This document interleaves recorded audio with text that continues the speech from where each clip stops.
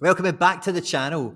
We've got the tycoon that is the media mogul of the corporate juggernaut that is Red Bull Govan. We've got Mark Patrick Rare gracing us with his presence.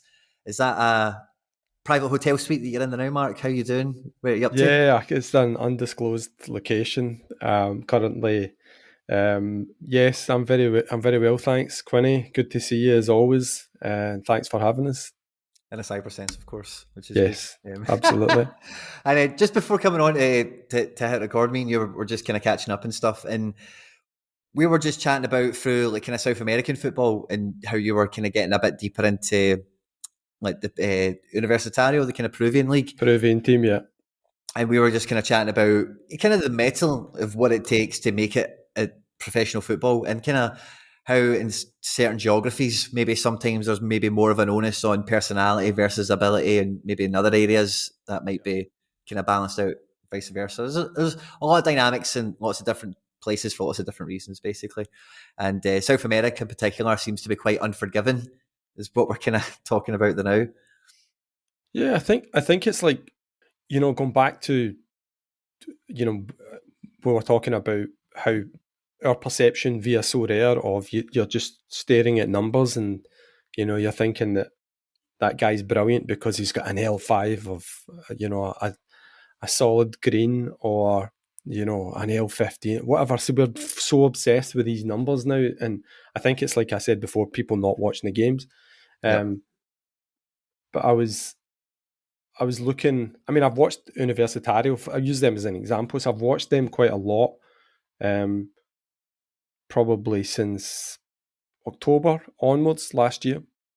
Nice. And I remember, because do you know what it was actually that caught my attention? Obviously, they came on to So Rare, and I remember someone had posted on Twitter that they just won like a competition. I think it was the Limited America, and I just looked, and their little team was just all Universitario players, and I was like, and that guy's onto something. So I then started taking an interest in them and started looking, and then I started off with Alonso, the central defender, the Uruguayan. Then I realised at that point the two strikers were out of my price range. It was Alec Valera and Uriti, the Uruguayan as well. And then the goalkeeper, Carvalho, and, you started getting in a wee bit more depth for the team. But as that went on, I've got a rare and a limited stack of both. Class of Universitario in it, because I enjoy watching them. Actually, it's quite a unique experience because the stadium's just mad. It's like nothing you'll see in Europe. Very distinct arena, but yeah, I think going back to like when I was looking at certain players in their team, like at the end of the season, because they do the Apertura and the Clausura. At the end of the Apertura season, I noticed that because some of the, like Alonso was injured, Novik is injured, there was some players shuffled around. Uriti got an ACL, so he's out. So they've been bringing in Sukar and a couple of the younger guys. Kispi's now broken through. He's pretty much, I've spoken about him a good bit. But when I was looking at some of the other players in the team, you'd realise, I went on to Twitter, checked what the fans think, and some of the stuff is quite cutting, like particularly when they lose. But there's some of the stuff I noticed that they're giving the players gradings after every game. There's like certain sites, and all the fans have their own opinion. So that's always a good sign. The other thing on Universitario is the goalkeeper, the right back, and Alec Valera. Corzo's the right back, and Alec Valera are all in the Peru team. And I've seen a lot of people on via the So Rare world go, heavily in on the backup goalkeeper who's 20-year-old, Romero at Universitario. He's got no chance of getting in. That Carvalho's the captain. He's in the Peru team. He ain't getting ousted. Yeah. And I think two things is like just understanding the dynamic, and just as you started this off with saying, you know, it's just like personalities and team and dressing room culture, you know, like in those big characters who just come in and, you know, they're so dominating, and, you know, like Joe Hart at Celtic, you know, whatever view you have of him as a goalkeeper, you can't deny he's a dominating character, and as part of a dressing room, that personality, that type of personalities is important. So yeah, I think it's dangerous to scatterbomb in South America with teams. So I think the good thing, I think, is understanding Universitario works for me because I focus on them. I've had others. I mean, I like Corinthians. I focus a little bit on them, but I've had bad luck with other teams because I just don't. It's just too much investment to know about all the teams. So that Takes so can much be. time. Yeah, I think you just need to do you know what it's like? Like, if I was to ask you right now the dynamics of Celtic, and I know that you've recently put out, I seen you put a tweet about the predicted Celtic 11s and stuff like that. I think if you and I done a Celtic 11 right now, we'd probably come close to understanding that 11, right? Yeah. Um, but if we were to do that with clubs in South America, we would be like, you know, unless you really take a vested interest, maybe in the same way that you did New York City or something like that. Sure. So that's my knowledge of South America. Generally is not as good as it could be, but on specific teams, it's very good. Corinthians being one, but Universitario, without doubt, are huge on them. Yeah. I think like that's definitely one thing in the goalkeeper market that is like discredited, or not even discredited, but discounted, is that, you know, when you've got a really good goalkeeper in your team, and you've got that person, like you say, that voice of experience in the changing room and everything as well, because like teams that go on to do well in cups and in leagues and whatever, and anyone who's had any experience at any level will testify to this. If you're got a quiet goalkeeper, you've got a goalkeeper you've not got as much faith in, or they're like a passenger, they're a shadow, or, you know, whatever, they're not as much. You know, that changes a lot of the defense, the teams, like, not necessarily the way they actually play football, or maybe even necessarily how successful they'll be, but definitely like the dynamic and the caution and the, you know, there's a lot of these kind of intangibles that kind of come with that. And like you say, if your man's getting in with the Peru team, and we're always optimistic with goalkeepers under 23 that, yeah, this guy, oh, the number one goalkeeper's 35. Yeah. This I mean, goalkeeper's 20. He must be the better option. But I like, think it's very rarely the case.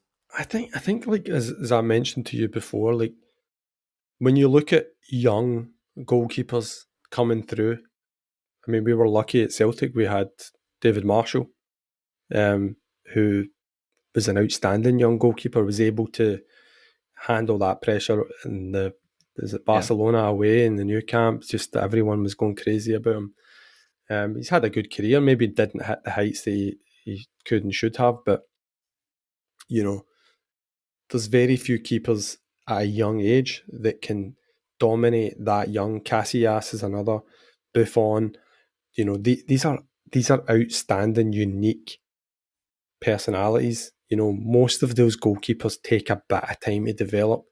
I think there's a naive romance that people have, which is, you know, an 18-year-old goalie turns up with all of, you know, this, just all of this bravado and confidence and Modern talent. football, and I'm a sweeper, and, you know, Yeah, and but it just doesn't happen. I mean, you know, because what's the test of your character?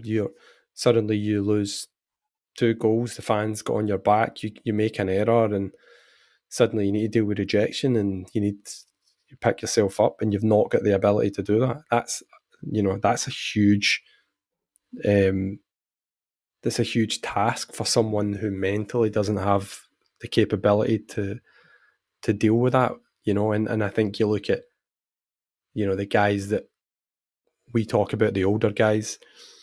You know, they've went through the mill to get there. You know, like I mean, the one that you and I talked about, Lampy. I've watched it all. I've watched all of his games, right? And I think it's that kind of the winning mentality. Lampy, Carvalho, Joe Hart. They're all. I think they are actually all the same age, 35. Or is Joe Hart 35? I think so, yeah. Yeah. I think Lampy and Hart are 35 for sure. Yeah, so I think Carvalho is the same. I think that maybe he's 36. Maybe. But anyway, they're all in roughly the same age, right? And they've all got that little bit of nasty streak in them, which is just that winning mentality. Because despite being a good goalie and everything, they can handle the bad times, but they've got that wee nasty streak that just gets them over the line for a victory. You know, they'll just do what it takes. And these guys are, you know, worth their weight in gold for managers because, you know, there'll be a big voice in the changing rooms. There'll be, you know, a calming influence to younger players. I mean, you're 18, 19, like, I don't know, 18 to 22. It's just raw talent. It's quite unique, I would imagine, that you would have someone that's dominating and commanding, you know, dominant character at that age as a goalkeeper, particularly. A bit crazy, maybe, but to have those characteristics, I doubt it. Yeah. I know with you. And all this chat is unrelated to the fact that I picked up a pensioner today in Viviano, super rare. I thought you were talking about Charlie Mulgrew. I was going to say. Well, yeah, that was a kind of chicken and the egg. Like I got also Mulgrew's definitely. Combined age, both those guys on their card anyway would be 70 dead on. Maybe they're both 36 now or something. But that was kind of my thought. I said none of that was related to him in terms of us talking about before we came on. But that was kind of my thinking behind, like to get him in. I traded a Torop. I don't know if you know Torop, but he's like a 50. Like, the card I had is a 15-year-old. It's like 3 seasons old now at this point. It's a 15-year-old goalkeeper card for CSKA Moscow, and yeah, I traded him in a few other bits and pieces and whatever. But I was like, you know, this guy might not get a game for another 8 years. Like, you know, even if I just get one season out of this Viviano as being like a professional elite, you know, not elite necessarily, but you know, top flight goalkeeper, that will kind of do for me. And I think sometimes that thing with the goalkeepers can be maybe kind of looked down upon more, whereas in some cases it maybe should be a wee bit more revered, perhaps. Yeah, I mean, it's just, I mean, it's such a rarity. I mean, obviously, I have moaned about it for some time just because I think that there is so much obsession about it, particularly on Sorare, and all of the focus on, you know, the looking at the date they're going to stop being eligible for under 23. It's like, you know, and people paying a premium and talking about you'll get 2 more seasons. It's like, I've never been so excited about under 23. In fact, I don't think it's ever entered my brain. I get it in terms of if you've got the leverage to be able to build teams there, that obviously the rewards are all going to be under 23. So if you get in the top there, they're going to be all super expensive. Brilliant. I'm just not convinced that that those goalkeepers particularly are as nailed on as what people think. I think there's only a tiny amount of them that really, really are. I mean, even look at the best of the best, arguably, in Donnarumma, spent half of last season on the bench, you know. Yep. His granddad took his place. But you know, I mean, it's not my strategy, and I certainly don't think, unless I had something, you know, disposable time in Sorare where I could enter into that as another team to put in, yeah, I would do it for sure, of course. But I'm certainly not going to drive that focus on those goalkeepers. I mean, spoke before about Japan. I mean, Nakano at Consadole. I mean, so many people went all in on this Nakano. Like, people that have probably never ever seen him. I mean, he's played about 4 games. I mean, actually, do you know what? I'm going to check this just to absolutely fact check myself in case I'm talking nonsense here, but I'm pretty certain he's only played in his whole career. Right, so he's played Consadole in total 12 games. Quinny, he's 23-year-old and he's played 12 games in his whole career. Right, that doesn't give me much confidence. As a 23-year-old, his whole career 12 games. So, as far as I'm concerned, I'd been needing to see. I mean, Sasaki at Reysol and Osako at San Fris, fair enough. Those boys have, had an element of an apprenticeship in there, and I would say that both of them actually look good keepers. They could, could have a spell, but it could also work like that boy at Tokyo. Is it Go Hitano who suddenly just foreign goalkeeper comes in and takes his spot totally out of the blue. So it's a danger for sure, and it's certainly, I think at the premium those cards are, some of those cards are going for crazy amounts. I wouldn't get caught up in that. I'd feel bad actually if I was competing in that with that type of outlay at risk. Yeah, because the goalkeeper is so, like, that's one thing I've noticed in U23 competitions, like with goalkeepers I've bought, sold, had, and whatever, is like, yeah, there is very few that are like mega nailed, which is why I kind of hold on to Tani and Van de Voort with such a tight grip, because like beyond them, and not that I've watched both of them in abundance, I've watched like maybe Tani twice at a push, Van de Voort 4 times at a push, so I'm not by any stretch an expert on either, but like even compared to the counterparts, I'm just like you say, like it just takes a transfer of some description, or like a bad stretch of form, which for goalkeepers can be a killer. Like if you have like a bad 3 months, it means you're maybe on the bench for 2 years. Like sometimes that's the way it goes. I mean, Tani's situation's weird as well, isn't it? Because he's not even owned by. They're just buzzing to have him. It's just odd. Of like Gamba have loaned them out for like two. Is it 2 seasons? Maybe even.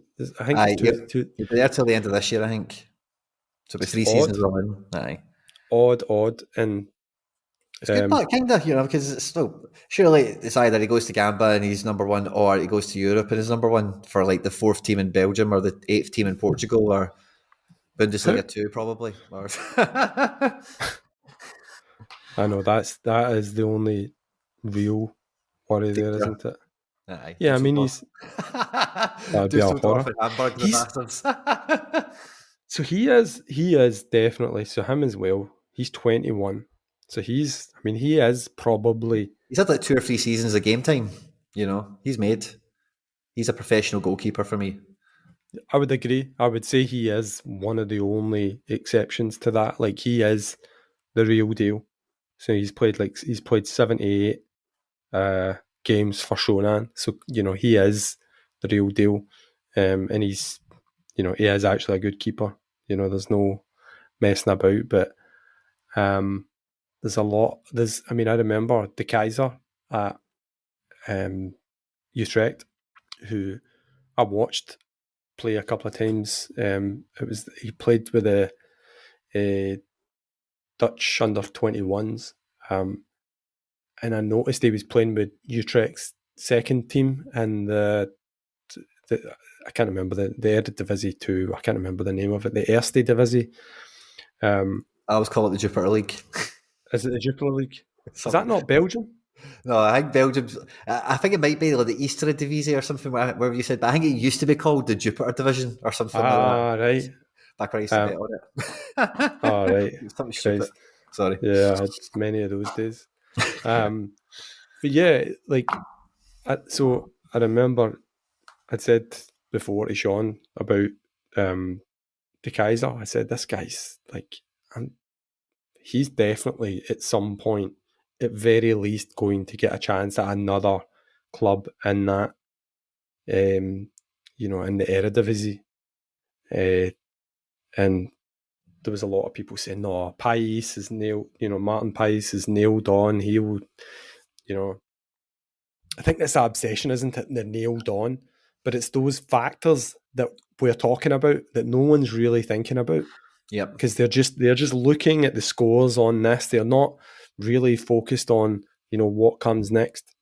They're not understanding the dynamic of what could be next, and that's why, by the way, it's happened. It did not happen like the other day there at one of the teams in one of the teams in Belgium. One of the goalies just went to France. Just totally out of the blue. It'll come back to me. I seen that, I think, on a thread earlier. So that sort of stuff is prevalent. But yeah, I mean, De Keyser out of nowhere, boom, he was like, I think he was selling for about £100 to £200, and then boom, $2,500. Just out of nowhere, $2,500 premium. I don't know what he's at now, but I'd imagine he can't be that far from that price range. But Barkas has got to put him on the bench. That's a strange one. I don't really know what. I mean, hologram hands. Well, I know that we have differing opinions of Barkas. I think he'll find his place, but I think it wasn't the move that I expected for Barkas. And if I'm honest, I don't think he'll play there. I think De Keyser will start again. I think the other guy is Eric Oleschlagel, he's joined. He's got a transfer for sure. Yeah, he joined the FC Emin, I think it was, because I sold one of his limited cards. But he was terrible. Because De Keyser got injured at the end of the season, and he played like 3 or 4 games, and I watched 2 of those games, and he was awful, like genuinely just making mistakes all over the place. So Emin fans are in for a treat. But yeah, so I think possibly it was just to protect the number 2 position. Yeah. It wasn't the plan to go with all the goalkeeper stuff, but while we're on that point, Ajax, how do you see I know everyone obviously wants Jay Gorter to play there, because I've got no idea, to be honest with you. I think Stekelenburg is still there, is he not? And so is Pasveer, and I think they're all there, so fuck knows, like, to be honest with you. I would imagine the new manager picks one, like, for his first season. Well, he can only pick one, he can't even pick 3 of them. I mean, he's not going to juggle them, and like, I'll pull you in for 5 games and give you the cup final and do. I hate that. Aye, I think a new manager in a real turbulent season with all the transfers that they've had outgoings, and they've had a bunch in as well. Yeah, I would think again. Who do you think's the number 1 there? I've got no idea. I've not looked into it at all. No, all right. So you haven't. Aye, I absolutely know nothing. And I'm probably going to be wrong about this, right? But just my feeling. I just have a feeling it's going to be old Stekelenburg. I had a rare of him, but I sold it just because if I'm wrong, then it goes from £250 down to about 20, So I just thought, what? But I've kept one of his limited cards. I don't know, buddy. It looks like Gorter started 3 friendlies in the bounce. Yeah, I seen that. 4. Yeah. 4. And Stekelenburg started the first one. 5 friendlies, 4 starts for Gorter. If it's Stecky's there, but I don't know. I don't know, man. 4 friendlies in the bounce is pretty convincing, I think. Yeah, I know, but did you see? I've watched a couple. I didn't watch the games, but I've seen a couple of the lineups in those Ajax teams, and it was all 17-year-olds and stuff. Oh, was it? I don't know. Like, I can't say for certain. Yeah, I don't know what, like, Kick Perry and stuff. Because Stekelenburg was basically retiring, wasn't he? And then don't. Ajax pulled him back in, said, look, and then suddenly he's number 1, and he's back in the national team, and everything's going, and then he's in full flight, and then boom, gets injured, and then is he going to retire? I remember it was the one of the quotes that I'd read, just to paraphrase, was something along the line of, I've still got some playing time left in me, and I thought that was quite telling. You wouldn't say that if you were coming to sit on a bench, but then again, we don't know. It might be just could be, yeah. But I think Gorter's price for it as well, man. 2.5 each of 4. The last 2 fixtures for Ajax, the teams were pretty strong. The last game they played was Salzburg, a 3-2 win, and they had guys like Tadic, Berghuis and all that playing, Bergwijn. And that Gotter started. Gotter started, yeah. And it was a decent back four. Windal, Blind, Schurz and Wrench. Don't know if that'll be the strongest one they go for, but Timber's still... no Timber in the team yet. So it's definitely not the full band back together yet. I mean, I haven't seen Gotter play. So I'd be totally lying to have an opinion on him. He might well be a brilliant goalkeeper, I'm sure. He has to be if he's at Ajax. But I'm with you. Those comments from the keeper, they do tell a story. You know, there's been discussions had. You know, like, no, we want to use you. So you must be getting something for this year for sure. So the thing is, well, my relationship with Stick Ellenberg is I bought him when Ajax first came out and he was on the bench because I was like, he was 38 at the time. So I was like, maybe the guy gets some minutes, maybe he gets a transfer or something. It wasn't that long ago he was in the Prem. And then I maybe held him for about a month, maybe a week. And then all the Onana doping scandal stuff happened. And basically it set off a sequence of events where I went through all the goalkeepers in Ajax twice, trading in and out of them on the highs and the lows. Kind of idea on who started and all that kind of stuff. So that's why I when that kind of sequence finished eventually, I was like, right, I'm kind of done with Ajax goalkeepers now. I've completed it. Like I've kind of danced them all. And I'm staying away from it now. I'm stepping away from the machine. You're right. It is a bit of a soap opera. I think the only thing I would say is that guy passed via. I think that kind of proves like the Sorare version of him. It doesn't fit reality because he's not that amazing a goalkeeper. I think a lot of people. I mean, if Gotter starts, fair enough. I haven't seen him. I don't know much about him, but I can only accept that he must be brilliant to be Ajax number one at 22-year-old. However, I have seen Pasveer, and he is not as good as Stekelenburg. He's nowhere near Stekelenburg. And I think there's maybe an element again of Sorare romance over the fact that Pasveer was just simply the goalie. And what has to be ultimately one of the easiest jobs in world football is being the Ajax goalkeeper, you know. Sean Newsham is the backup. I mean, it's just like, I mean, realistically, it's just, I mean, some of those games, there's just no shots in a whole game, you know, like they're not having to make one save in a whole game. So, you know, I'm not having it that he is anywhere near that Ajax team that past year. So if it is Gotter, 1, then 2 is Stekelenburg. That is no other way. I don't know what happens with. I think he just, I don't know if he's a good kit man or something like that. Pasveer, if he's good at putting, I don't know, he might be. I think they brought him in as an emergency because like Stekelenburg got the job and then he broke his finger, and then that Pasveer got whisked in from Vitesse or something. Yeah. So he was brought in as an emergency, you know, to cover for Stekelenburg, who was cover for Onana, and there was somebody else in the mix as well. Oh, Kotarski, the Croatian guy, he came into the reckoning as well. But I ended up not selling him until the Croatian league get licensed. And see, at that point, see what you're talking about with Universitario.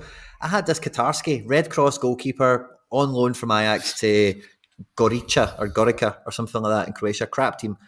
And I'm getting these SofaScore notifications every month, twice a month, give or take.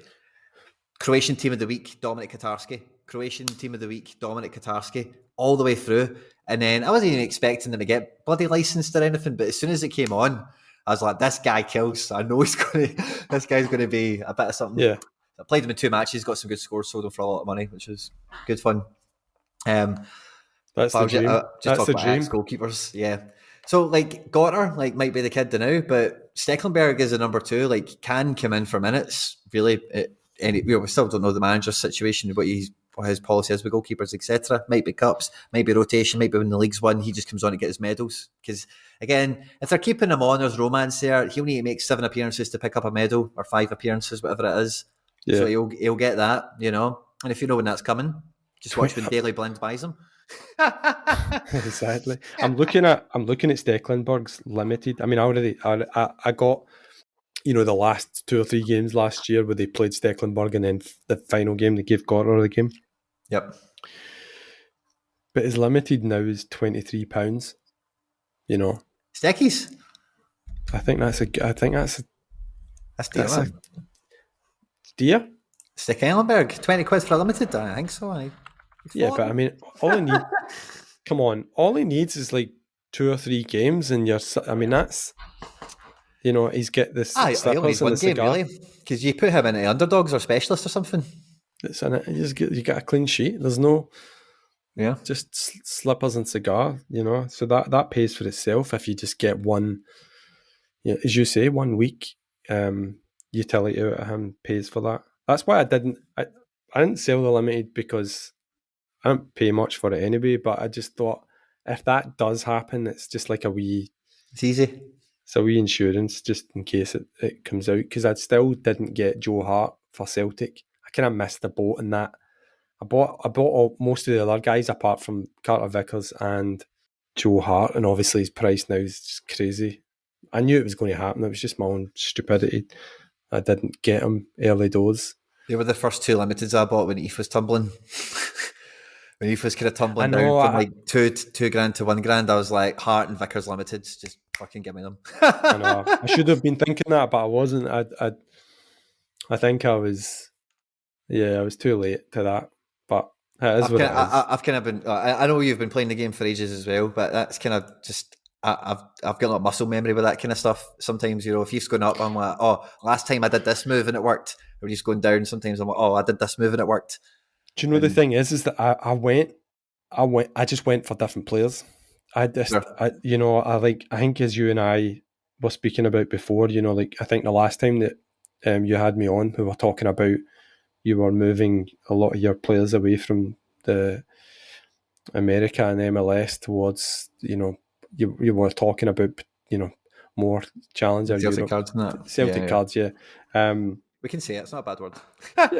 yeah, we can talk about the Celts, the leather belts, but I think that realistically, I think it's because in the same way that, when you're going on to those South American teams where I say I don't have as much a grasp, outside Corinthians and Universitario. Okay, I know a wee bits here and there, but not enough to really have a command of a team. Whereas in the SPL, I know it inside out. I've got a good sense of the players, the mentality, and and then you go from the SPL to Celtic, and you're like, we know it pretty much, like off by heart. We know the players. We know roughly who's going to start. Most of my predictions for Celtic starting players has been pretty accurate. And I think, like, we both know roughly, I think it'll be touched on who Celtic are going to play next season, and who the nailed on players are going to be in that team. So you have that advantage. And I think that's something that, I mean, look at Asia.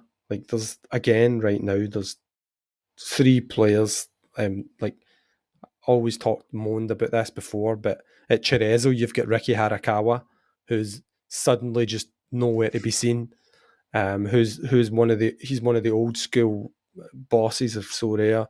Then you've got Yuta Higuchi at Kashima Antlers, suddenly just nowhere to be seen, getting benched, and just weird stuff happening, and so on and so forth. There's a goalkeeper at Avispa, Fukuoka, who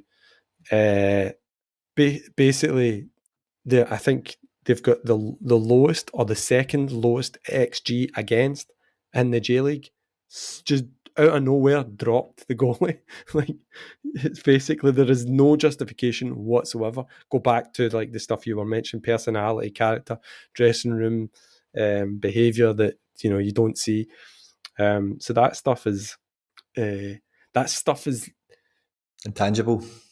It's intangible, but I think in Scotland or in clubs that or you're part of, same way England as well, you would probably hear about it before it happens, or you would have a sense that it's coming. Like the big. I hate to make this a big goalkeeper fiesta, but the big soap opera in Scotland just now with the goalkeeper is obviously Xander Clark at he's formerly of St Johnstone, who allegedly was going to Dundee United. I don't know if that's going to happen because I've seen Stoke allegedly today are quite advanced with him. I don't know what Xander Clark's agent is playing at. He's certainly taking a risk. But when you see those situations, you have a good inkling of where a lot of that stuff's going. You know that roughly where most players could end up. There was a lot of players at the tail end of last season who you had a fairly good intuition as to them leaving for sure or where they would be going. And most of that's kind of worked out. So, yeah, I mean, long story cut short, I think the SPL and Celtic are like a safety blanket, really, for us, Yeah, you can run away from all the pandemonium and at least I know what's going on here. And plus, it's just all kind of local news for us, really. I mean, we can find out about that stuff quite easy, and fan media stuff. Obviously, we spoke about Celtic stuff before, so we're quite familiar with all of that. So that's also. I've got you. Yeah, I've got you. I don't know what happened. That's all right. But You just broke it there. I can cut it. 41 minutes. There we go. But yeah, I think apart from all of that, it's just interesting, like there's I mean, I've went looking for good quality young Scottish players, as obviously we touched on before we started with Doig, who's went to, is it Verona he's went to? Yes. He was the left back from Hibs, phenomenal talent. I don't know what is going on with Scottish football just now. We're just churning out left backs of high quality. Is he a left back, or could he play left centre back in a three? Because I thought he'd be left centre back of a three when I looked at the size of him. I've not seen him play. Yeah, he does have an element of utility about him, where he could. Verona have got a new manager, so I don't know what the shape will be. But I'm just thinking, I watched him last year a bit, and I've still got a card that plays there. So, aye, that's just interesting. You've got a card of Doig? No, I've got a card of Ivan Illich, who's like the number 6 in Verona. So I watched a fair bit of them last year, and I'll be watching a wee bit of Doig next year, unless Illich gets sold or something. Yeah. No, I think there's so many good. I mean, obviously the big one is Ferguson. Went to Bologna, and Sorare doesn't like that move. The Sorare community's not responded well, and his card price is halved from. Well, I seen like, I mean, so what's Lewis Ferguson's cards now? What was the last sale? Oh yeah, they're definitely going down, eh? Oh yeah, they're definitely going down. Yeah, so I mean, he was way more expensive than that. I mean, I even paid. I paid just. I only have a limited of them. I paid about 50, 60 pounds or something for that, and he's now, you can get that for like 35. You've obviously watched him much more than me, right? Can I ask you a straight question, right? Yeah. Is he actually a good candidate for set pieces? Like, is he just the big kid at Aberdeen that took all the things? Is he actually good at set pieces? Yeah, he's a ball player. I think two things. One is that at Aberdeen he didn't, because I think a lot of people, maybe I'm wrong, but this is my rough thinking of how other people have perceived him. Okay. At Aberdeen, he takes the set pieces, and he's obviously the penalties. So therefore, by going to Bologna, he won't be taking the set pieces and penalties. Therefore, his decisives will be cut, right? But I think people are missing this point, which is he's going to be playing with a lot better players at Bologna. His teammates are going to be better. And I think at Aberdeen, like the point that you made about him taking set pieces, and is he that good? Yes. But his teammates weren't good enough to be capitalising on those fully, in my opinion. Yeah. And I think that if anything, he was underperforming. And I think a lot of people are just quite, like they see in stats whatever they want to see, and just, but they don't look at the underlying performance. And I think the underlying performance of Lewis Ferguson phenomenal, and he does have that, I don't know if it's a family trait, but just that bit of grit between the teeth, that kind of bit of nastiness about him, that let's call it what it is, it's a winner, he is a winner. And I like him. I would have had him at Celtic. I know a lot of Celtic fans slagging him off, and some calling him a hammer thrower of all things, which he certainly isn't. Brilliant talent. Be a good experience for him, and I think he'll do well. I really think he'll do well. I'm quite pleased to hear that, because the reason I asked that question is, I don't know if you know this, but the coach of Bologna is cult hero Sinisa Mijatovic, The old Sampdoria guy. Yeah, so he's known for a lot of crazy views. I think he's a moderate fascist, to say the least. Like, he is like proper right wing, this guy, but he had one of the best left foots in world football. Was a centre back, could do all sorts of cool stuff. Scored world days, all the rest of it. He's the manager there, and he's the guy who's bringing Ferguson in. They've also just sold Svanberg to Wolfsburg or something. And again, I don't know the ins and outs of all the Bologna dynamics or whatever, but I was thinking about it after it happened, and I was thinking, if this Sinisa Mijatovic, who's like a Di Canio kind of Maverick-esque kind of guy, he's a bit wild and rough around the edges. If he's bringing in a guy like Ferguson, you talk about his, what we know about his family in terms of how they play football and that kind of stuff. If he's looked at Ferguson when he's profiled him to sign him and said, this guy plays centre defensive mid, takes corners, hits pens, he's like this, he's like that, I want to bring him into my team, then maybe he's actually going to help him kick on his game in terms of controlling it from a sixth position, moving the ball left to right, playing down the channel, whatever the envisaged role for him is in the team. I make no apology for saying this, and a lot of people will go, "Oh, I can't believe you say that stuff," but I think Lewis Ferguson is a top 6 Premier League player in England, and I think that he just has to go and do that stupid journey to then get there eventually. In the same way that I said the same thing about Andy Robertson, and I said the same thing about Aaron Hickey, and others, and from the moment I seen Kieran Tierney at Celtic, I said the same thing. There's just players that have got that swagger, that attitude. I mean, we're talking about this about goalkeepers earlier. Yep. This is the same thing about outfield players, where they just have that raw talent. The difficulty, the difficulty with Scotland and England is that if you've got that raw talent and you're playing, I don't know, in a lower league team in England, or even a mid-table team, people just instantly go, well, you're playing in the Premiership, you must be brilliant, roughly.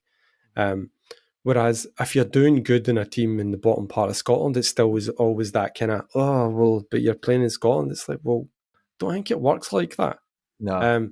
So I think there's too much of this equation, where people just, because of the money in England, particularly, actually all of England now down to the Championship is just totally loaded. So realistically, they're drawing a parallel with probably not even the Championship, probably saying League One financially is on par with the SPL, which would probably be accurate based on. League One overall probably has way more money than the Scottish League. Like, if you took Celtic and Rangers out of it, you did a mean average SPFL and League One, you'd probably find League One still probably double. Yeah, but that's the thing. Like, but then you put Celtic and Rangers, and there's very few teams in England as a whole that come near Celtic. In fact, there's none. There's only about, Man United, Liverpool. Yeah, and that's it. Chelsea. The rest don't. Come on, Chelsea's just a money team like that. Chelsea was just. I think Chelsea have been big now for 20 years. Like, they've been big for I think if you long enough now, that there's a generation of people that just see Chelsea as a titan. I agree with you. I remember Chelsea winning an FA Cup. Leeds United are a bigger club than Chelsea. Yeah, I think Chelsea have just got money. I think that's it, and they were just lucky. They found a parcel at Man City. I just don't think there's football heritage in the way that there is Man United, Mourinho. Liverpool. I mean, maybe Arsenal you would throw in there as well. I'm talking about the stature and the size of, obviously you and I know what it's like in Glasgow, like that just where you don't breathe without football. Yeah. And I don't feel that in a lot of those clubs. I mean, they feel like big clubs, but it doesn't feel like a wow. Yeah. And I think you can't take Celtic and Rangers away from that equation when you're talking about that, because it is such a part of it that it can't be ignored. I mean, even today I went out walking, and the amount of people just wearing Celtic and Rangers shirts, despite it being 35 degrees or whatever, is just like, do you not have other items of clothing? Aye. Like, you know, Don't is wear there, nylon shirts. you know, so, but yeah, I mean, in terms of the raw reality, the SPL is poor, badly marketed. But the Not flip for side, long.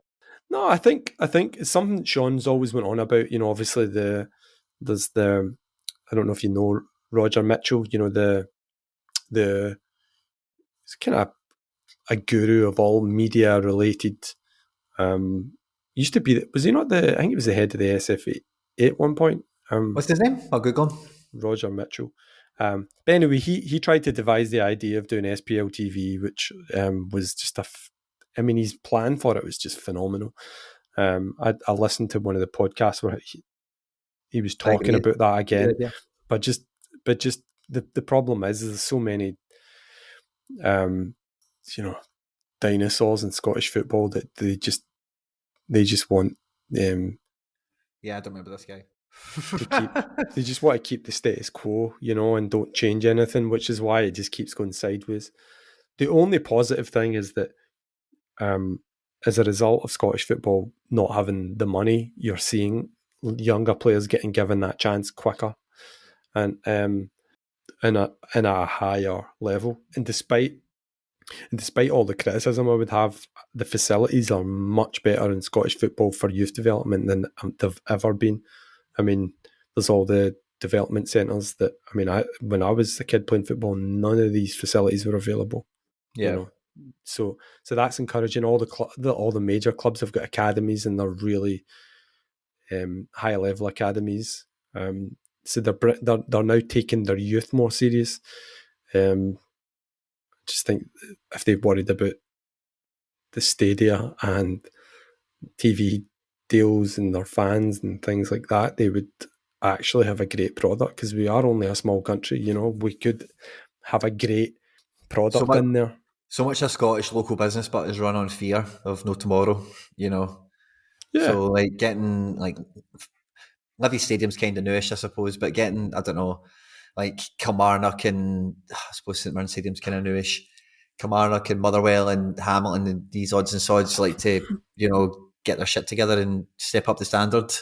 They'll be bricking it. What if we get relegated? We're if you look at, so that's a good example, right? So St Mirren, like a club that I, you know a lot about, having been there as a kid.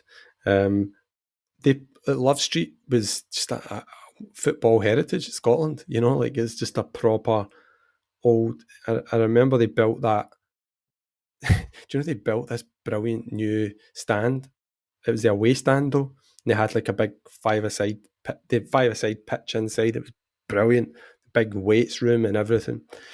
And then as part of the ambition of St Mirren, they go and build a new stadium which is smaller, you know, and they, you know, near to the right in Figgy Park. Yeah, exactly. And you're like, I mean, I get it, by the way, because it's a nice enough wee ground, but it just feels tiny. You know, it feels like, you know, I'm not suggesting, by the way, that you would have turned Love Street into a 40,000 all seater, right? I'm just saying that there was surely some evolution you could have done there to pimp that up, or take time to get some. I don't know. I just feel like St Mirren is much bigger. Can be much bigger than what it is. I mean, if you go back to the Alex Ferguson days where you went out with the megaphone and stuff like that.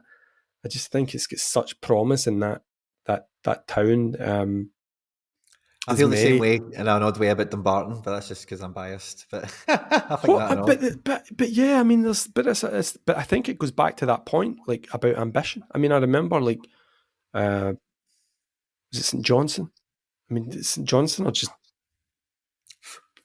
perennial crap bags. I mean, they shut down a stadium. They shut down a stand, like a whole stand. I can't remember which. I don't know if they've still done that, but and you're like, well, that is almightily terrible ambition, shutting down a stand. Yeah. You know, you look all over like,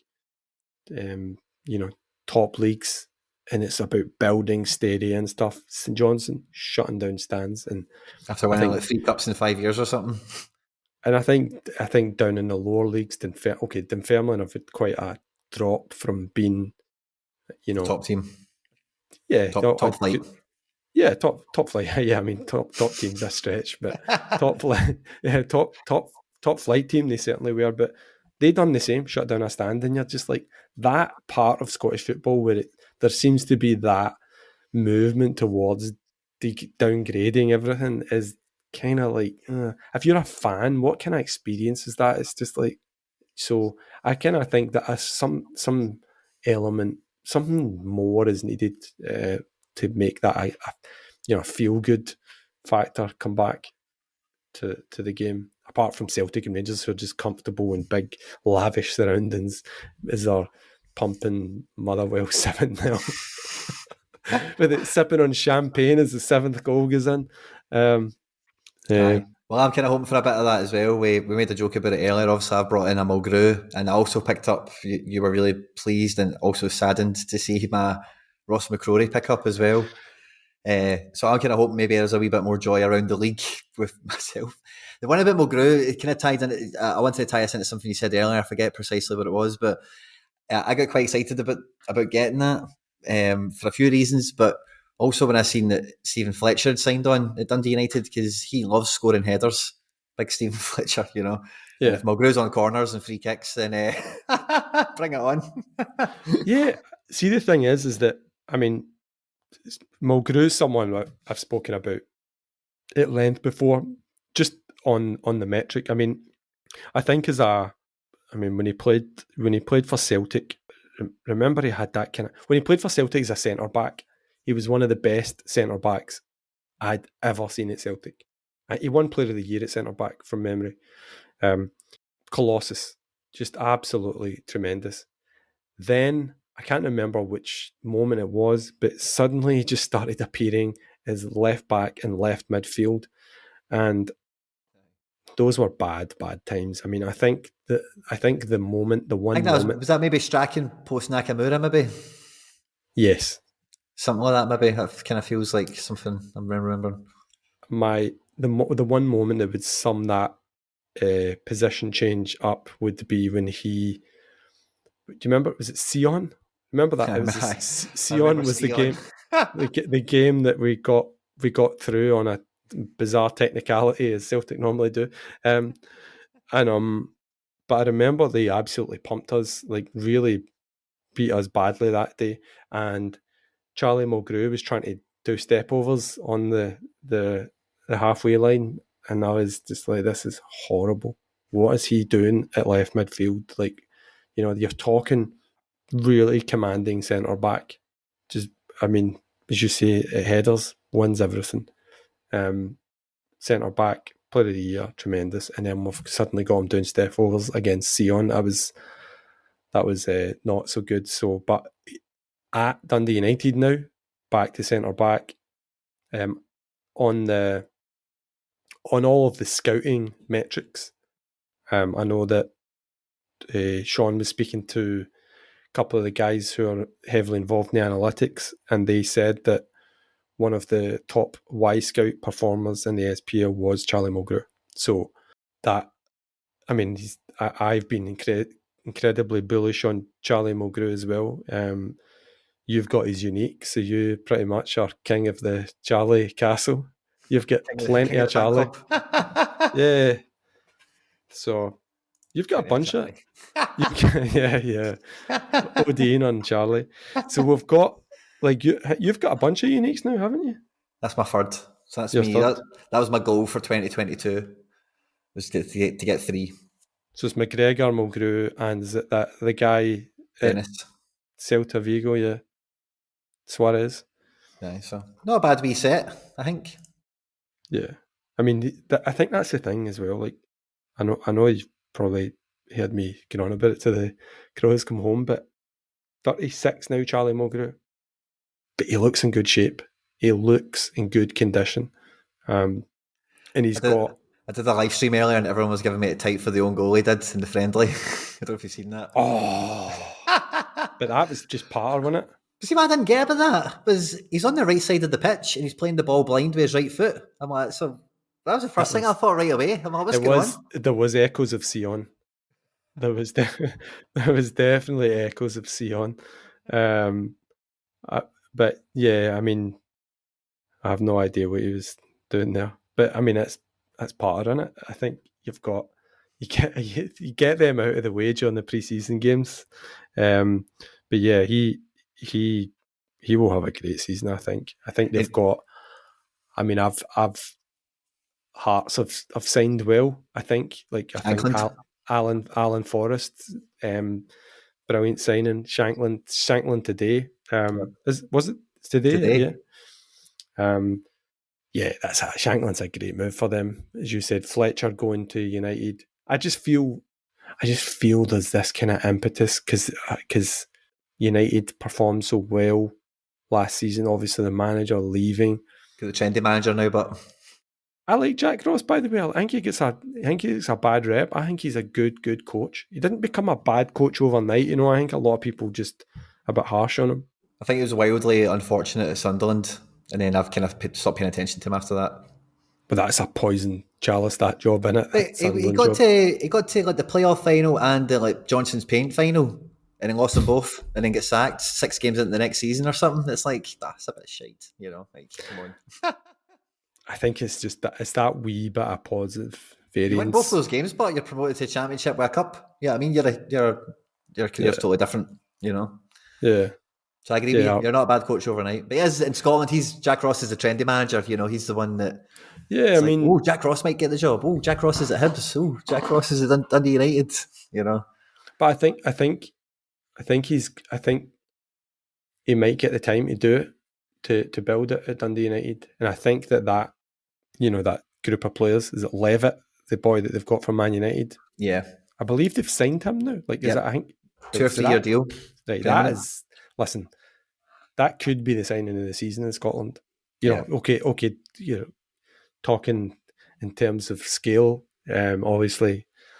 600k was or something. So yeah, I mean, he was easily one of the best players in the SPL last season. You know, so you've got him, the young boys, Archie Meekison, who is just phenomenal. They've got the other boy, it's a central defender that plays. He played the last part of the season. I think he's only like 20-year-old Ross Graham. Yep, phenomenal young player. And obviously Tony Watt up front, who, you know, I think a good full pre-season under his belt, going to do fantastic with Dundee United. I just like they've got a good balance in the team, good experience, big characters. Stephen Fletcher, I have to be honest, I've not seen much of him in the last couple of seasons, but he's always been Championship level, eh? Yeah, he's always been a commanding presence wherever he's been. So you would, I mean, there's certainly not lacking experience and talent in that team. If he can, you know, put all them together. I mean, they've got about 72 strikers, have they not, as well? They get Nicky Clark as well. And I know they let McNulty go. I don't know what happened to him. It just didn't work out for him at Dundee United. But I've seen some, Reading fans absolutely slating him, saying he's the worst player they've ever had. Oh, yeah? But I watched him when he was at Coventry, McNulty, and he was actually pretty good. Played well there, but didn't do it at Dundee United. I know he was good at Hibs. I I don't know, it's one of those guys that just needs his club, doesn't he? Like to feel comfortable and settled in that. Yeah, but wouldn't surprise me if he resurfaced at Salford or St Mirren.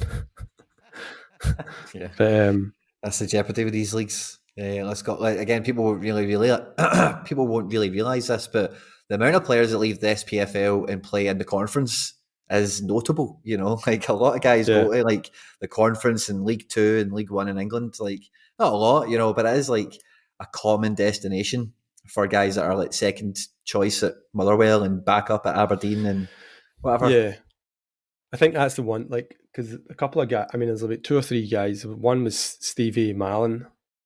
I know Yeah, he's Stevie's in like dad. Turkey or something, or Belgium or whatever. No, he's back. He's signed for Salford. I know his dad actually. There you go. He played. Well, and I've known his dad's friend of your family, but I remember Stevie when he was a kid. But I thought he was going to come back to Scotland. I really did. I was hoping he'd come back to Scotland because he done well at Hibs. But he's went to Salford, so he's off the radar, sadly. And I don't know what's going to happen with Scott Allen, Dylan McGeoch, these sorts of guys, because they could, you know, be into the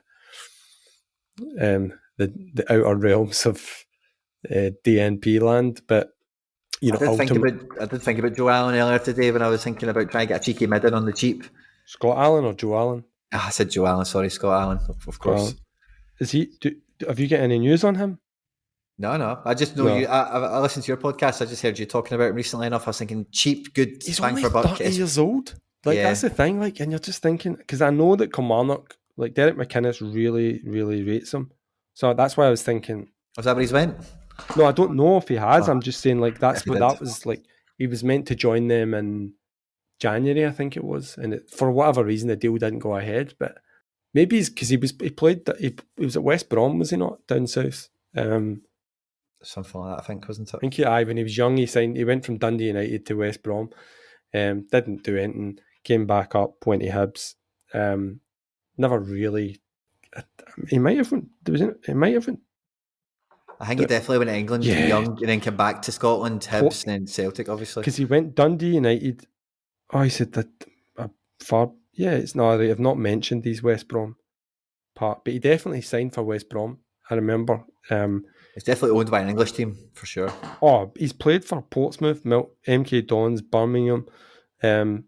Portsmouth in League One was his only time where he actually had any sustained game time. So my fear would be that he ends up... I played in the Championship, actually, with Rotherham, but my fear would be that he would end up in League One playing with Scott Brown. Or Cyprus with Lennon. Could get those sweet Conference League games. Yeah, that'd be all right. But yeah, I think there's guys like him and Dylan McGeoch. I would imagine, but it's one of those things that were like £6 or something. You were just thinking that's worth a bang. Just you might just get the wee alert coming in saying he's signed for a team that's on the Sorare that's covered. But how good would Scott Allen be for Universitario, do you think? Could they cut it in Peru? Do you know, actually, I had that guy. I don't think so.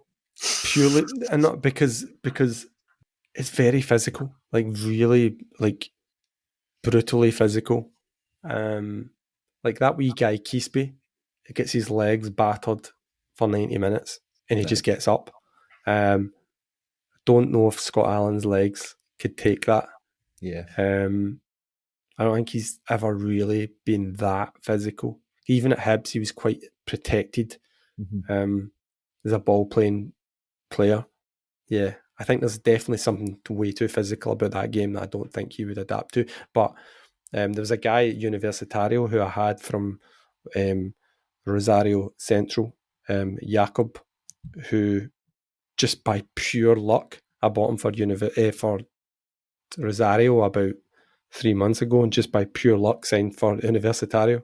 So that was a wee bonus. But they've got a couple of guys like that kind of Scott Allen type position, who maybe technically aren't as good, but they're a bit more in the rough in the tackle. So, aye. Protecting. Scott Allen to Peru's not going to work out for him then. Well, I don't know if that move is actually officially going to take place.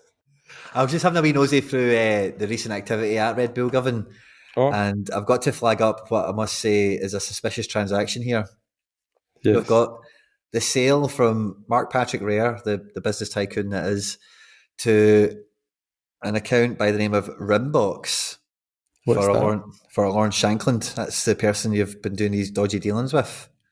You and Rimbox. Oh, I sold of Rimbox. Is he the old Rimbo? Was that today? Aye. Yeah. I bought 3 Lawrence Shankland Limiteds like ages and ages and ages ago. And I sold 2 of them. Was it sell the rumour, sell the news, or buy the rumour, sell the news? But I'd already had them anyway, so I've got so many. I've pretty much got most of the SPL strikers that I think are going to, like the one. I think who's your SPL guys really? Like I'm talking limited, not the rares, but the limited. You're talking. It's going to be the young boy at Hibs, Melkerson. It's going to be Ramirez at Aberdeen. You're talking. Was the forward card of the boy at Livingston, Pittman. He was their player of the year. Oh, was he? Eh? Fair enough. Yep. Cinnamon on me. Yeah, I think that's the thing. Like, it's just small things like that. Like a lot of people just they know it. Yeah, like because they're just. Okay, I think people are switching on now because his prices went up. 17 days ago, Scott Pittman went for £48.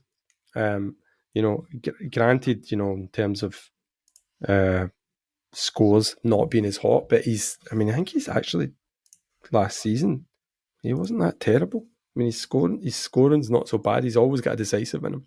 Yeah. But he was the Livingston player. He's better than £48 is what I'm trying to say.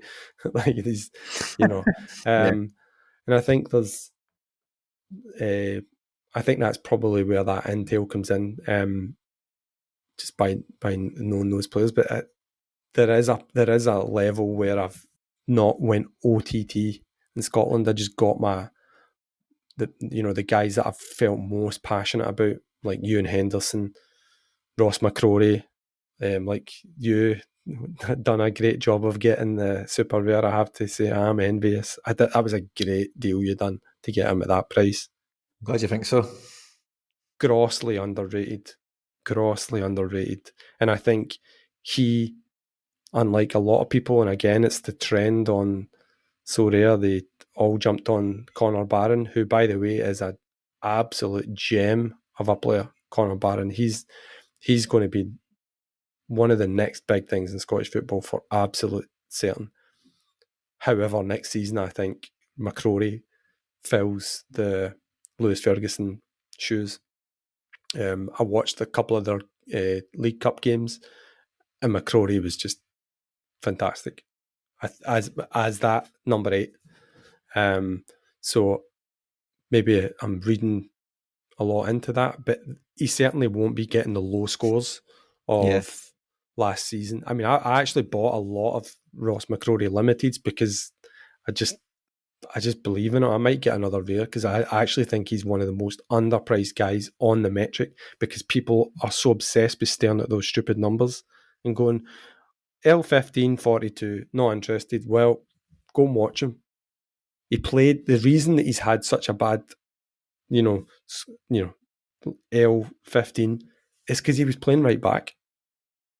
He's now. If you go and ask Aberdeen fans about him, they'll tell you wonderful footballer. They are happy to see that he's going to be getting into central midfield. So yeah, I think great card, and to get a super rare at that price, well done.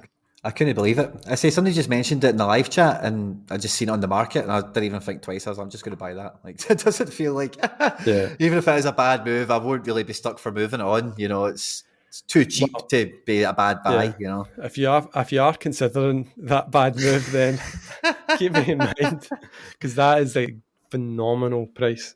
Phenomenal. Well, fingers crossed it works out. It's always interesting, like, because any time we've been over at yours, it's just brilliant to stare at all the little details that you've got.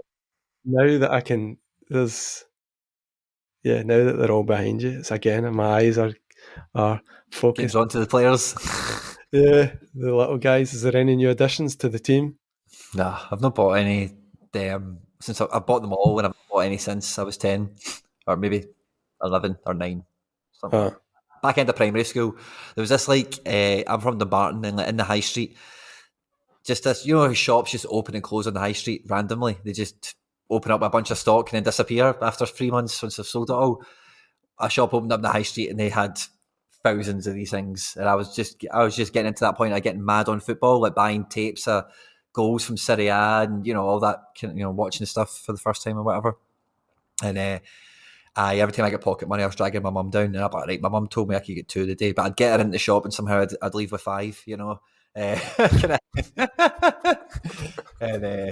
so there was kids.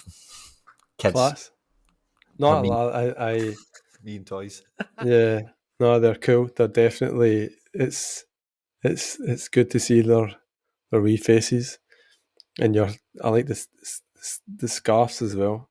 I think when you see it on camera, it's good, but when you're actually there, there's so much going on in that room.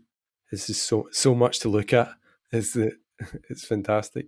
Have you had any more shirts? I know we spoke about is it Indonesia? That's the shirt that you're wearing. Hi, my Indonesia top. Um, My wife's cousin, I don't know where they went, but they went somewhere, and I now have a Besiktas top. It's a fake, but it's all right fake, and it's the one that's all black, and there's like an eagle, like it's blacked out on it.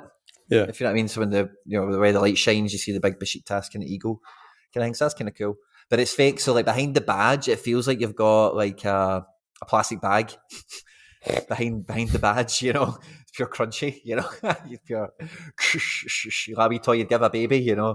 Oh, do you know something? You've just reminded me. See that Besiktas, that guy Gedson.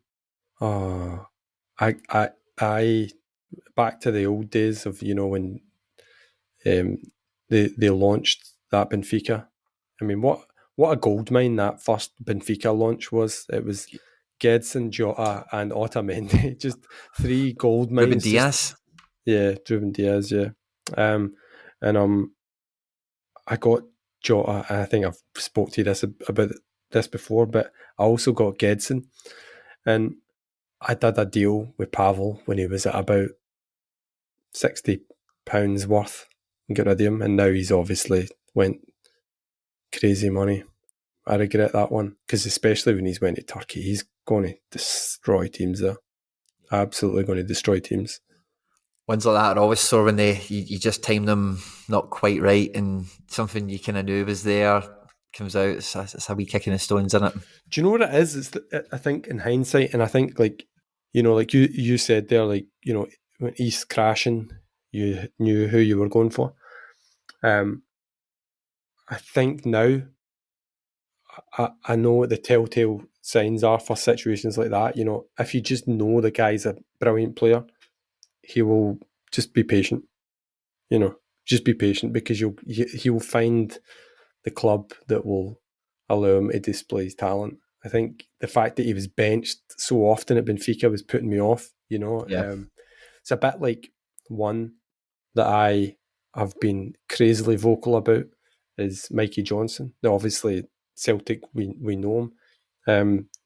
He goes somewhere, maybe like a Dundee United. I don't know where, if that's even possible anymore. That's why I'm bullish on him, because I know that when he actually plays at a club, he's going to be fantastic. Celtic's just, at this moment, is just way too big for him. Yeah. I looked at Mikey Johnston before getting the McCrory, because the rumor that it came to me, what's this, July, must have been about, it was a wee while ago anyway, it was towards the back end of last season, was that Johnson wanted to go abroad, but there's been no noises of it, and the window's been, I think Celtic have been pretty busy getting people out, like Barkas, Bolingoli. So if he was on the list, I suspect there would have been some noise or something by now.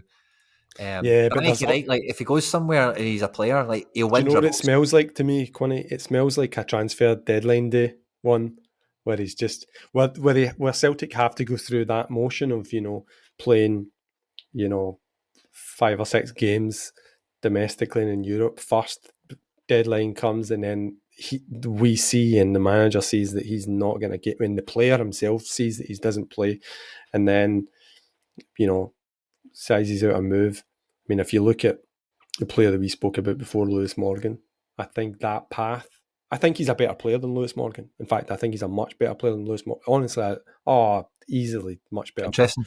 You've got to remember, by the way, that I liked Lewis Morgan a lot at Celtic. By the way, I thought he was well underrated. I think he was great, but I do think he was underrated and a scapegoat for some things. I definitely think he was underrated for sure. I just don't think he's as good as Mikey Johnston. I mean, I remember the noise. By the way, Celtic had to pretty much fend off Chelsea to keep Mikey Johnston under Brendan Rodgers. I think Brendan Rodgers even accelerated his debut because of that.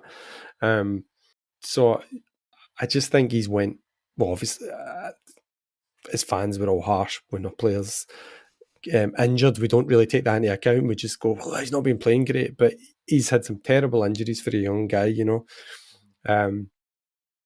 but there's a absolutely phenomenal player in there. Fans are on his back. There's Twitter accounts, which is, there's one I remember reading. It was a Twitter account, has Mikey Johnston annoyed me today, as the name of the Twitter. So that sort of stuff is just like really antagonistic, harsh. But yeah, he goes somewhere. I think if he goes in the SPL, jackpot, really, because I think he's got so much talent. If he goes, What about America? Because we've sold Kamara, perfect. we've sold Morgan. If he did go to America, do you fancy that? Perfect. Honestly, Yeah. he would.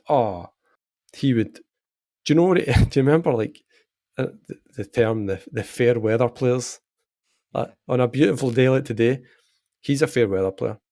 Aye. He's a definite fair weather player. I think the climate in the USA would suit him. I think he'd be phenomenal there. Technically, is highly underestimated. Highly underestimated. I think you just look at his peers. I think that's always the sign. Like we were speaking about that about a couple of guys. It's his peers that are really ignore. I mean, even Joe Hart came out last season and he was saying, people should lay off Mikey Johnston. This boy's a serious talent. This stuff like that is like, that's interesting. Like they're seeing him every day. So yeah, I think there's a lot left in his tank, and I think if come back to that move for Jedson where the impatience is he's not playing. That's I'm looking for those moments, and I'm going right. Is there other ones like that? And he's one for sure. Zero doubt. Another Benfica kid from that original batch was the boy Ferro in Croatia.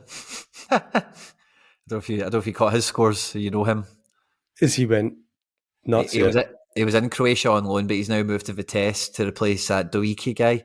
But when he was in Croatia, he was like Van Dijk scores. There's a wee guy from the Benfica academy. I mean that's perfect. I mean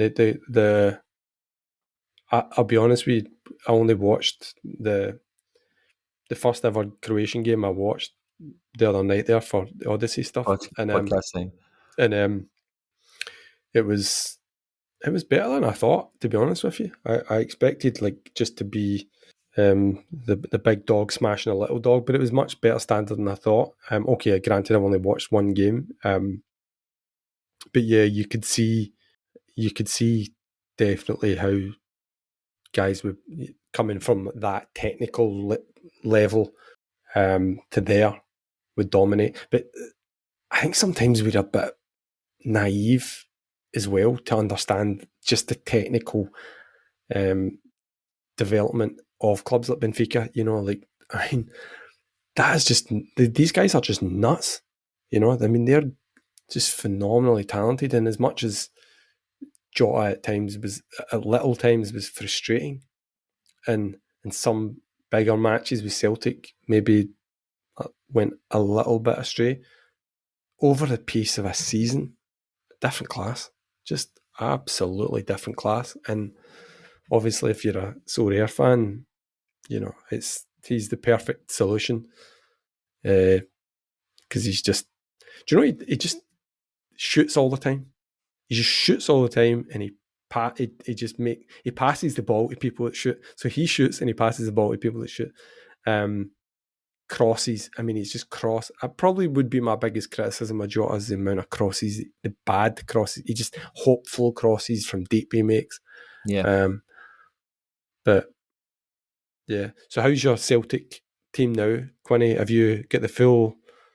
Have you? In terms of actual Celtic, I don't think I've made many changes to it recently, but with so what I think I've maybe stumbled myself into with the Mulgrew and then kind of degenning out to get the Viviano and the McCrory. McCrory is a kind of a pivot play with Ideguchi. If I know Ideguchi's going to play, I've got his super rare. So, but what that this might all sound a bit mental, right? But what that facilitates is me playing Giakoumakis every week, because again, I said this about somebody, I'm pretty sure it might have been with me and you talking, might have been on the stream earlier, but I don't see Giakoumakis staying on the bench for 90 minutes, ever. Like, he's either starting the game or he's getting the last 30, 20, 10, 5, 2 minutes, whatever. I don't see any time he does not appear, and if that's the way his season's going to be, I still don't doubt that he could get like 20 goals, across all competitions perhaps, but so with a guy like that, I kind of feel like I need to play him somehow every week and make it work. Mulgrew for what he is and Viviano for what he is are quite, and especially McCrory from what you're telling me, these are all quite nominal outlays. Giakoumakis himself I got as a snipe when he signed for Celtic originally, so relative terms is a good deal. But then hopefully that's like a super rare kind of hunter team, if you know what I mean. They just go into that super rare division. Not that I don't care, but Giakoumakis come off the bench and gets a goal, then I've got guys that are there that should allow for that to be a winning to deliver. Team.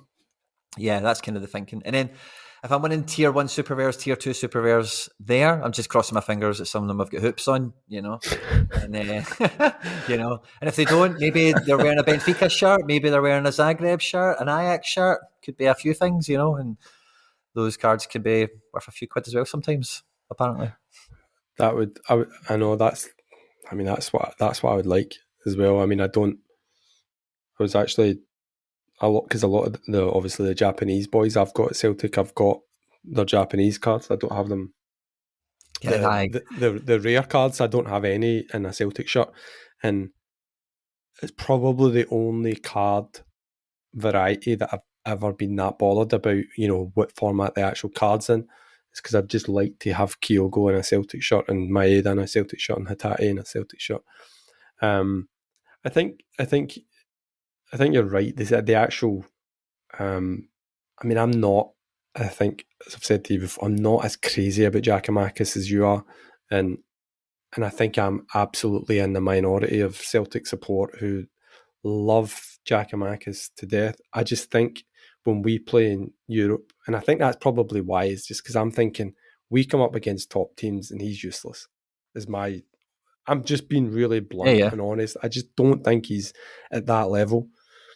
But in the SPL, you're spot on. He's going to smash teams. He's already done that, so I don't have any doubt about that.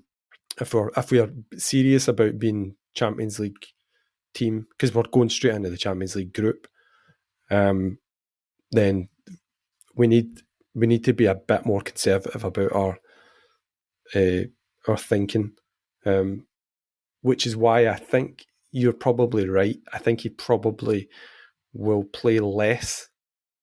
He will probably be. I don't think he'll play every game in Europe. I think you'll probably see games where he doesn't play. But in domestic football, you're right. I think he, at very least, can Gets 10 minutes, 20 minutes. Yeah. And he's, by the way, he's a great option for that. Like, I mean, irrespective of my opinion, the facts don't lie. He will get some starts as well, you know. Oh, I definitely will. I mean, there's sometimes that they'll either rest Kyogo or they'll play Kyogo off him. I mean, look, for all the accolades that Jota's got, Kyogo's the best player in Scotland. I agree. I just think the guy is next level, and I think he'll end up at probably. I don't know why I have this feeling, but I just have a feeling he'll end up at Man United. And irrespective of where Man United are in terms of standing, I think he just have a feeling that that's where he's going to end up. And I just feel that, for Giakoumakis to compete with Kyogo is going to be just an impossible mission. However, for Giakoumakis to come in those games, to replace, give Kyogo a rest, because there's going to be more games next season. And I think you can see that there's, I've seen a lot of Celtic fans saying that the squad's weaker than this time last season. I don't really see that. I don't really see that, to be honest with you. Like I think we've got much better players, and in comparison to the start as well, we've now got a full pre-season for all the Japanese boys. Yep, clean slate for them all. All starting from zero together. Yep, I think and I've heard from various people in Celtic fan media who've said that Iriguchi's going to get much more minutes this season. I believe Ange himself has said that as well. Yeah. So I think you'll get some utility out of your super rare. Yeah. And hopefully I'll get a little utility out of my rare.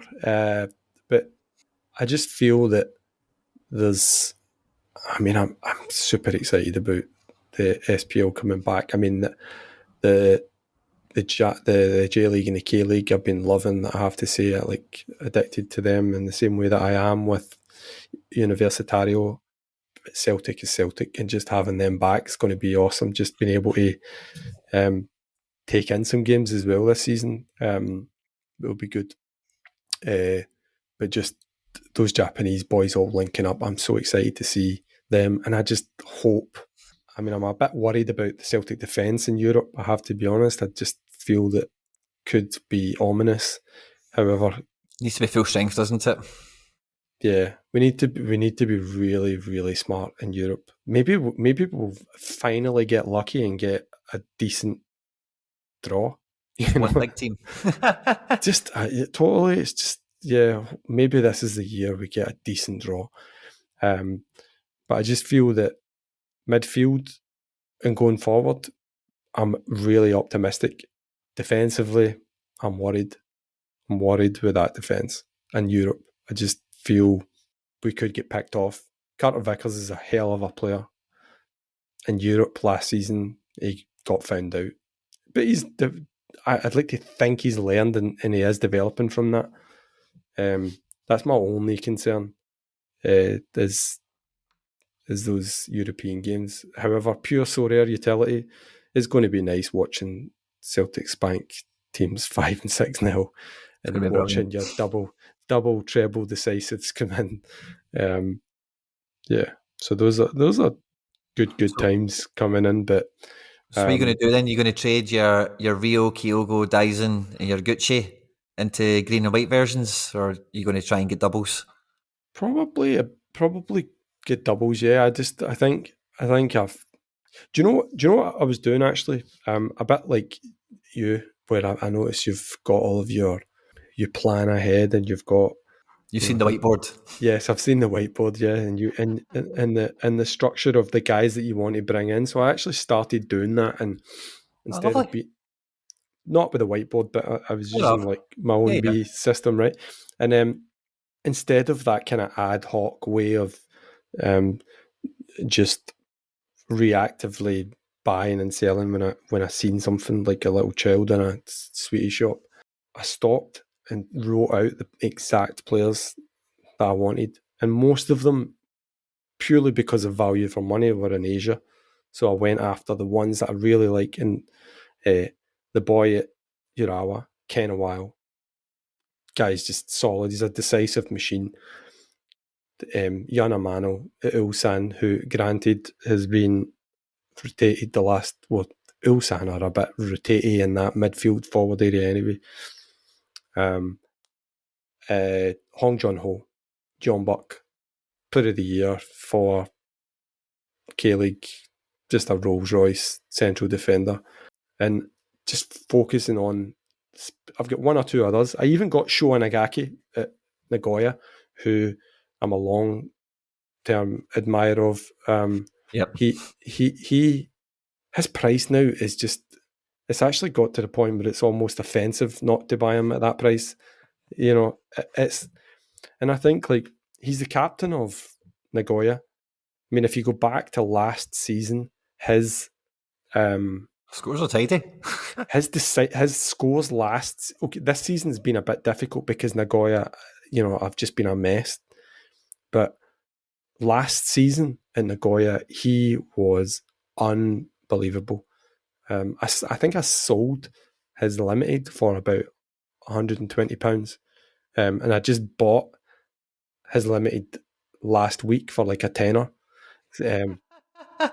because he's still the same guy. You know, he's obviously just it's not worked out on the pitch. This season, something I've just realised that's interesting about this guy. When you go on his Sorare data page, it tells you his birthday. His birthday is Christmas Day.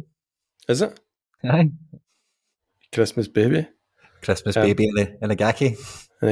I think he you know, so as guys like I've just because I'm, you know, I'm addicted to the J League and the K League. So it's just a guy and I don't know why I've always had a soft spot for Nagoya. I've got quite a lot of Nagoya players in Agaki.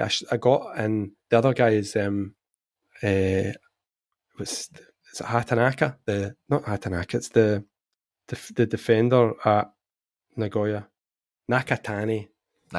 Oh, I know that name. Who just recently got called up for the Japan squad with Yuki Soma, who scored 2 goals today and assisted once as Japan beat Hong Kong 6-0. So I've got a bunch of Nagoya players, but definitely Nakatani and Sho Inagaki were 2 players who for a long time I've just admired, but because my dealings were so poor in the past, you know, I was just chasing stupid deals. Who's down and who's up, and pretty much, yeah.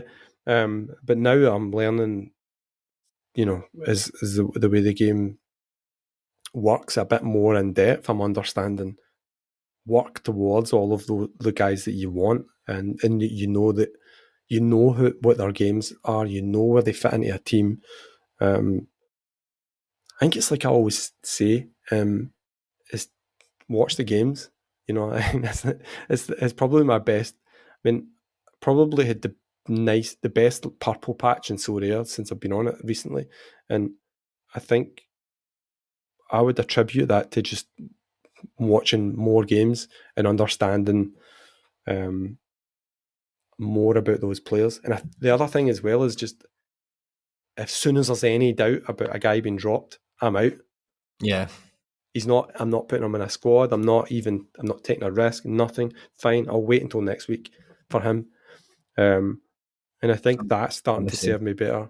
Yeah, totally. It's too dangerous and it just affects your mental health if you're having to stare at those horrible DNPs and you've set yourself up. You've just sat down with a nice refreshments.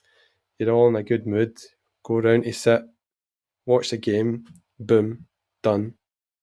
It's hard to take. So I think if you get intel telling you so and so is going to be a doubt, gone, get him out of there. Don't want it. I don't want to look at you. So you know, kind of working that into, like, there's been one or two others as well in there that I've Alec Valera was one of my guys from all the striker at Universitario. He was one of my guys I wanted for ages and ages and ages. I got his rare. I mean, Quinny, at one point, Well, yeah, Velasco, good card. he no Alec Valera at Universitario. Aye, but it helped you win a Velasco. I'm saying, good card. Ah, right, sorry. So, so I think it's like those guys for absolute certain were guys that I just wanted to get, and particularly when I won a Patrick Sheik card, I was like, right, I'm not like you're like competing for Champions Europe stuff and all that. I don't have Champions Europe squad. You know, I mean, Yeah, I've Patrick got, Schick's useless. yeah, it's just a wasted card for me. Like I'm going all in Challenger. I'm going all in Asia, and I'm dabbling a bit in. I'm going more into America because of Universitario, but I'm confident in those three disciplines more, but certainly more so Asia and Challenger because of Celtic and just my obsession with Asian teams. But the Challenger Europe stuff, maybe I'm wrong, but I just feel way too congested, far too competitive, and That's kind of doesn't. why I've had that push with them. So I was looking at my squad, like you're talking about with the whiteboards and all that, about a month ago, and like see with Giacomakis, Adeguchi, and I've got a Rio as a super, as a defender and a forward, but then the rares I've got that would just be challenger are all pretty naff, like Jack Hendry, Snodgrass, and Cham, that kind of caliber. I sold my Jack Hendry today. Oh, well done. Apparently, I think he's off to Burnley. He's linked to Burnley and somebody else. That's why I sold it. I just thought, you know what, I wanted him at Club Bruges, and if he's not there, sorry, you were saying. Well, what I was thinking with let me think of that again. So when I started like trying to get supers a bit heavier earlier this year, and then even again as I came back in with a Mulgrew and the Viviano, is for me the main strategical advantage is it's like you're always kind of taking the high ground with these cards because you're always getting into divisions where, like, I was looking today at the unique division, like I've got 3 of them now. It looks like maybe there's roughly about 50 entrants or so in some of the busier European, but only 20 have got a decent team. There's only 3 cards, sometimes 2 cards. It's not that great. Point is, that competition only has 50 people in it. The one below that, the Super Rares and the All Star Uniques and whatever, no more than 200, So even though sometimes you may be taking a bit of a hit on the caliber, I'm buying Mulgrew at 35. I'm not buying, Starfelt Uniques or anything, But you're right, though, but that's the same thinking I'm doing, which is going to Asia and not, because obviously then I'm putting them into an all-star team, because my big focus, apart from, those divisional challenger in Asia, is going to be the all-star rare pro and the all-star as well. So I want to have good teams in both, but filling them typically with Asia players and SPL players, roughly. So your strategy, okay, granted you're playing around with unique cards, which is away from what I'm doing, but it's a similar type of strategy, which is get unique guys who are at a kind of lesser level, but have that. I mean, realistically, a Charlie Mulgrew card will score consistently. So I think that's a great, and McGregor's McGregor. So I think, and I don't know as much about Suarez's scores, but I know he's clearly plays every game. So, so you've got 3 guys straight away who should be consistently scoring big. So, do you have to, how many uniques do you have to put in? Is it 4? If you want to mess about with those divisions, you need at least 3. So which is why, okay. That's 3, which is why 3 is the kind of first number most people knock about, because if you're only getting 1 or 2, they're definitely like a D2 card. D3, D or D1 or whatever. It's just not on the table, but now it's on the table. I'm probably never going to play it, but I was just looking at it, and that's when I was like, this is really what the play is with these cards. It's, yes, they're more valuable. Yes, you can win better prizes. The podium's much more heavy on the money. It pays out as well, etc. But the real advantage for me is then I'm only going back into competitions again with 200 people. I'm not going into... that part's just amazing. Yeah, I'm not going into rare with 5,000 people. I'm not going into all-star rare with 10,000 or, whatever it might be. And as the platform grows or whatever, especially like the price that McCrory goes, I would be very surprised if you really focused like hard, excluding the goalkeeper, you could probably get 8 outfield super rares of a similar level at a similar price. And then Anyway, as the platform grows, there's only going to be more. It's like a groundswell. So the limited competitions have got the most entries. We're going to see the commons maybe have a vacuum effect with the academy on some of those people, maybe. But as everything grows, you always, number one, you always want to be fighting for the best prizes. Is kind of what I always want to say. But number two, like my competitive advantage, I think, for where I've been at is keeping on to. Sorry, just noticing all my tellies are timing out on me. Is trying to just play where there's less people, and then there's more room for error. Like if I'm an all-star, like all-star rare pro, if Carlos Heel hits 100, let's say there's 150 Carlos Heel cards, 140 of them will be in that division. Whereas in these other divisions, there's not really going to be more than 5 of them. So they're just less of an impact on. Oh well, if you didn't have Carlos Heel, then you were fucked this week. I think the thing is that I mean that's pretty much what I've looked at. I mean, since I ever came on Sorare, the first division that I've not been as high as Super Rare division because most of my cards have always been rare and Super Rare. But I was instantly using the top division just with even a common card so that I could play the rare pro. Okay, I messed around with the wrong players for quite some time before I arrived at the guys that I believed in, and probably had to go to a higher, a higher age bracket to get to the guys that I would like to get to. And I'm not playing around with just Wonder kids in that. Yeah, exactly. So I had to go for Lucas Biglias, and who's a wonderful player, I have to say. And today I even got that Blanco, who's at in the MLS. I can't remember. Is it Sebastian Blanco? Aye, Portland Timbers. Yeah. Portland. Yeah. And I'm thinking about buying that Nies Goda as well, so I could pair the two of them. But yeah, that kind of strategy of just getting the older guys and then moving into super rares so that I could advance that was always in my mind, because there is less competition.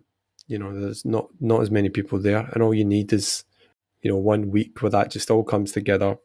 You hit a score. I don't know if I would say you need, in order to enter the scoring in super rare, in the rare pro, D3 as we called it. Yep. In order to get on in the cards there, you're talking 370 minimum. Yep. So, but once you're on the cards at 370, I'd say sometimes 390 can be your tier 1. Yeah. So, and then if you just get a mad element of positive variance, you could be into the tier zeros. So, but there's less competition, and I think the thing is that the way that they do that with those, I've seen so many game weeks where people have just went, oh, I've won super rare division or whatever, and you're seeing the scores to win the top haven't been as that high.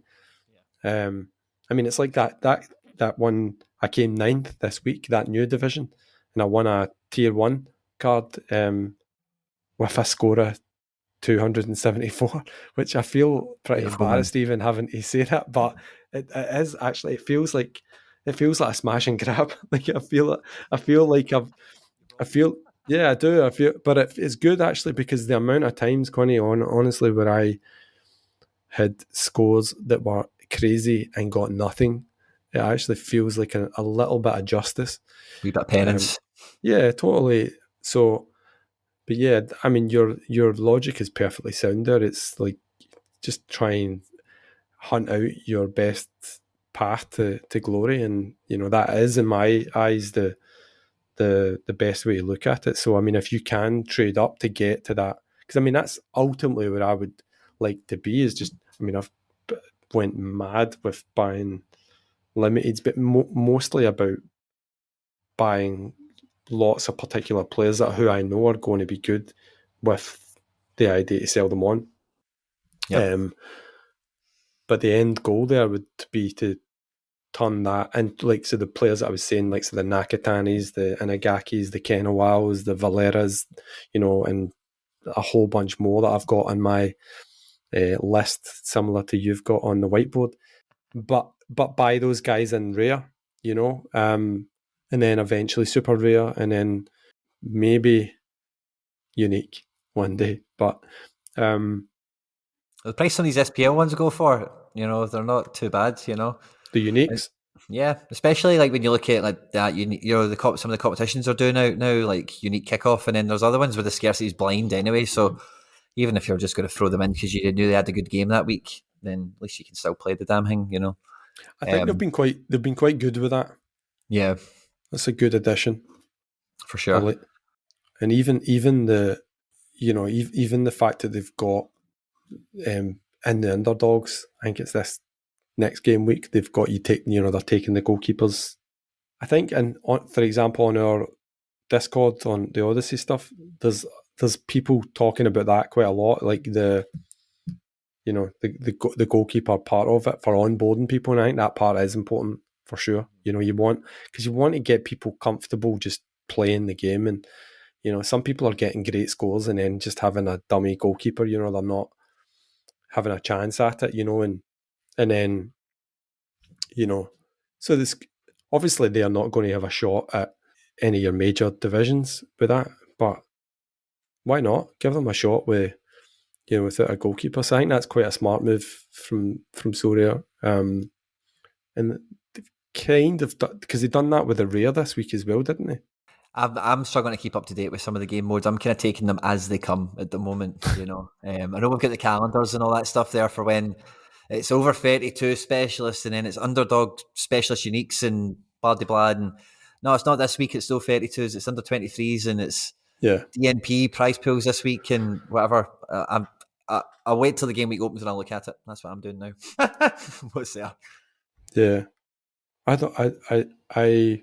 mean, some of the I was talking to one of the guys on the Discord earlier on about where do I place my focus on Sorare now, and I think do you know the one game mode that gives me the most happiness and pleasure is Specialist.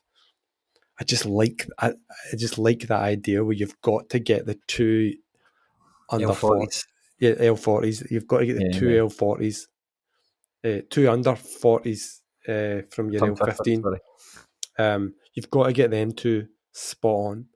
And of course, there's guys who have not played for a while and they've just hit the bracket where they're coming back. That's perfect if you can fix that. But I think it takes a little bit more than just throwing in a stack, And I think that because you can only put two guys of one team as well, which that takes a bit more thought, and I like that. So that's probably where I would say I probably put my strongest team in there now. I think that I'm always excited to pick my teams for that division as well. It's the first limited team I pick, and seeing obviously you were talking about pulling ninth in that division at the weekend. I seen our guys like Techers come on my podcast and said I'm aiming for specialist 032s, and this is the team I've built, and he won a Pedri off the back of it. The team cost buttons. That's what it's all about. That's what it's all about. I think because it takes a little. I mean, let's be honest. To put out a Liverpool stack doesn't take skill, right? Or elbows. No, Christ, I know that all those lads. I'm sure they've had enough of the drama, but yeah, I mean that's an easy existence. Putting out Liverpool stacks and putting out Real Madrid and Bayern stacks. Yeah. So there's no skill involved in that. So like you're saying, your boy Techers was saying, that's it's fun. It's actually fun to find those players and I mean, in this next game week, I'll give you one of my players that I'm going to put in. And I'll tell you why actually I'm going to play him. Henry Kessler is L15 is under 40. I think it might even be on the but he's in that realm. He's eligible for that.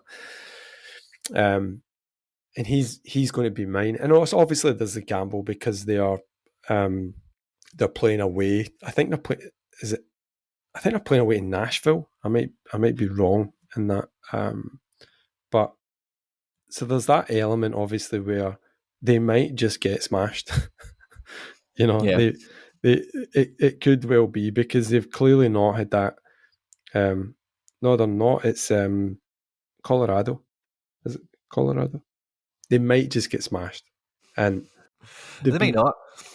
But if Henry Kessler of last season turns up, where I guess I'm placing my blind faith, because I think he is actually just a brilliant defender, and I think he's a good combative defender, and I think probably the Revs they've just not been able to put out a full strength team really this season. They've just had so much upheaval, and Bo didn't play the first games, then Buxa leaves, then Brandon Bye missed games, Kessler's missed games, Farrell's missed games, Turner's in and out. So it's just been this constant upheaval of just that you in here, boom, boom. So they didn't become a bad team overnight, and I just feel like there's got to be a turning point somewhere here, because they've still got Carlos Hill. They've brought in Dylan Barrero, who looks brilliant in midfield. Yep. They've got Bo, who just seems to be arguably the most on-form player in the MLS at the moment. He's desperate not to get dropped, isn't he? Yeah, definitely. Look, if he moved to Japan, there's a few Japanese coaches looking over, going, "Oh, get him off, get him off. He needs a 2-game rest." But see, if you look at the defense as well, I mean, pretty much last season that was generally ever present was Kessler, Farrell, Dewan, and Brandon Bye, with Turner and goals. I mean, that was, you could pretty much close your eyes and know that was the back five most games. They've not had that, so I think the other couple of guys have come in and played there, and in my opinion, not looked particularly good. I've just not been that impressed with them in defence, and they've been found out. I think the new goalkeeper looks okay. He's not Matt Turner, but he looks okay. And I think if they can just simply have that back four the same, and they can have that 3, 4, 5 games, nice bit consistency, and build from that, they can start to hit some form, because the middle of the pitch, they've got bags of talent in there. And they've obviously now got Veroni as well, who, is going to be that focal point. I don't know where they're going to, is Bo going to play alongside him or behind him, or you'd imagine behind him. I think he might get dropped. Nah, you can't drop him now. He's undroppable. You can't. I mean, genuinely, man, if he gets dropped, I'm always Bo or Buxa, but before I think it's just going to be the same script again. Bo or Buxa, but it's Bo or Veroni. That's what I think. I think it's one of those where you can't drop Bo, and you can't. I mean, if you're bringing in Veroni, the guy from UV, you've got to play him. You've got to, so you've got to play the two of them. You've got to find a way. I know that Bruce Arena's a good coach, but don't be too smart about it. Get those two boys on a pitch together in the same team with Hill, Barrero. Find a way for that four to play every game, because if that four plays every game, there's serious talent there to do damage in MLS. So yeah, that would be where I see it. So anyway, that's my guy for the specialist, Henry Kessler, for this week. And I just feel the Revs are due to turn a corner, and I feel he is due to turn a corner as well. And a bit like when you were thinking about Giakoumakis moving from here to here in a game, just is he going to get a decisive off the bench, or is he going to start this game? I'm just thinking this has got to be the week. Yeah. So he's one of mine for this week. I'll give you one for specialist in that kind of same spirit. It's not much of a secret, but I've got a Rafael Romo as the goalkeeper. He's still L15 under 40, and I don't think that's going to change with Rooney as manager. They've just signed Ravel Morrison as well, so I don't think they're going to become a defensive powerhouse anytime soon. So if you want a guy that's always under 40, L15, Bill Hamid is injured for like 2 months, 3 months, so no one's taking his place. Montreal. And he's like, Montreal at home. I mean, see, the thing is that, look, my advice to anyone doing the specialist, if you have a goalkeeper in your who's U40 L15, put him in. That's what, because if he gets a clean sheet, then you're already en route. yeah. And I think, okay, you might get done in because Even if he takes a 40, I'll be all right with that. Just keep under that average. No more than 40. because Our guys go big. my kind of go-to, I mean, he's clearly been getting smashed lately in Korea, is the Sonyam goalkeeper, Kim Kwang, or as I call him, Sylvester. He's been, last 3 games, Quinny, they've been getting absolutely destroyed. He's had scores of like 21 and 15s, and he even had an 11. Oh, wow. I hope that doesn't happen. I can't legislate for that type of behaviour. However, there is a great goalkeeper in there, and he's a big personality. They even chose him to represent Sonyam for the K-League Select in that pointless game against Spurs. But I would probably always risk him, because I'm like, for your same reasoning, which is he's your U40, so you've already accepted that 40 might happen, because he's U40 for there's roughly some sort of expectation that a 40 might happen there. The only problem with him is that an 11 might happen. But it won't stop me. He will be in more of my teams in specialist for sure, because he's also had clean sheets. And Sonyam, do you know one thing about, because I've watched a lot of them, and lately I've watched a lot of games where I've only had the keeper involved, which is a strange experience. But but when I've watched Sonyam play, I've noticed that, like, they're comfortable defending until roughly about the 60th minute, and then they collapse. They just fall apart, and then it's 2-3 goals and 4 goals even, just smashed them. And that, I think it's that concentration, and then once the concentration's gone, confidence is gone, and then it's just like a matter of how many. Yeah. So that'd be good if you knew there was a defender that would play 60 minutes and then get subbed off. Do you know what I was actually thinking about this? Bonus and run to the bench. I was thinking about this before, right? It was, at which point does that happen? That those two worlds collide, like Sorare in real life football, where managers just start subbing keepers. In the 60th minute, the keeper's just like, yes! Keeper's getting the manager's just looks up to the crowd and goes, got you covered, lads. Got you covered. And I mean, because realistically, you'd be celebrating at 60th minute. I mean, how many times, come on, have you had a goalkeeper in the last 5 minutes or whatever? I mean, it really genuinely is one of the worst experiences in Sorare, is your clean sheet right at the end gone. It's just like, it's a horrible, horrible feeling.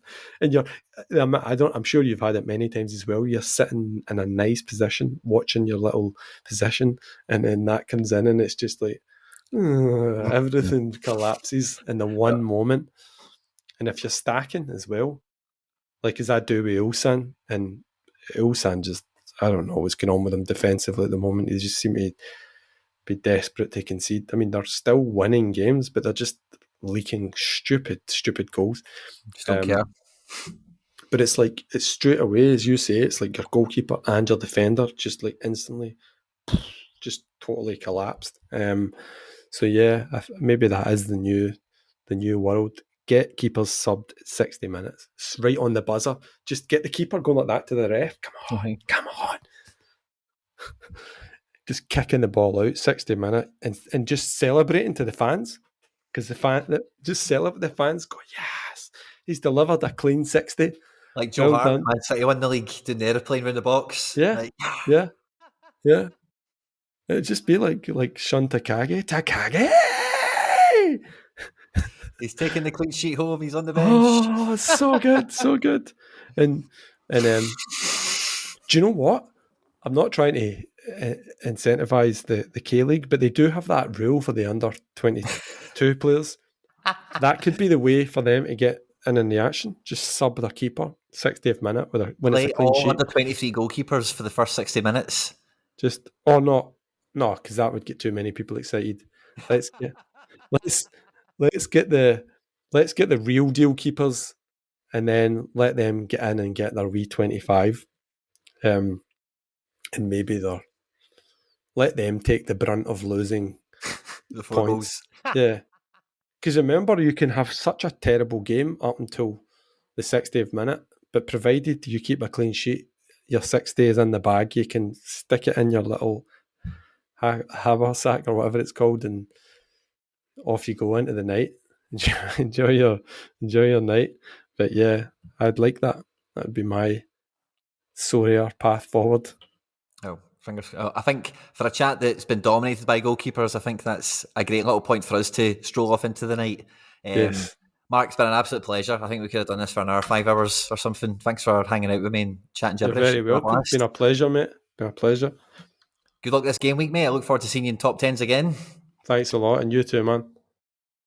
Let's get into all the giveaway stuff before I let you go. I'm still doing monthly giveaways and I'm making it easier to enter. If you want to be entered to win this month's prize or any future giveaways here at the channel, all the same rules will always apply. Hit the subscribe button, you need to be a subscriber to enter, then leave a comment down below. Each month, a random comment from a random video will be selected as the winner, so the more videos you leave a comment on, the better the chance you've got of winning any of my giveaways.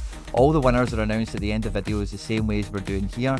The best way to keep up with the content has always been to hit the notification bell with all notifications turned on. As always guys, if you've enjoyed the video today, I'd appreciate it if you hit the like button. On screen now is some other stuff that I've made that YouTube thinks you might enjoy. Stay out of trouble, and I'll catch you on the next one. Take care. Bye bye.